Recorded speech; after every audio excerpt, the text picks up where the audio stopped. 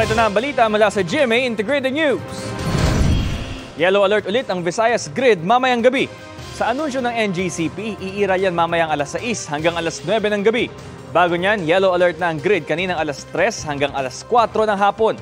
Ang yellow alert ini-issue kapag kulang ang operating margin para matugunan ang contingency requirements ng transmission grid. Narito naman ay iba pang balita ang binabantayan ng GMA Integrated News. Dagdag bawas sa presyo ng produktong petrolyo, posible sa susunod na linggo.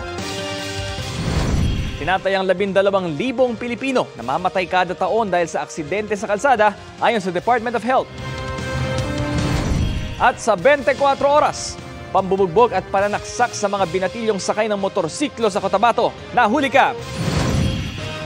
Para sa mas malaking misyon at mas malawak na paglilingkod sa bayan, ako po si Bam Alegre ng GMA Integrated News, ang News Authority ng Pilipinas.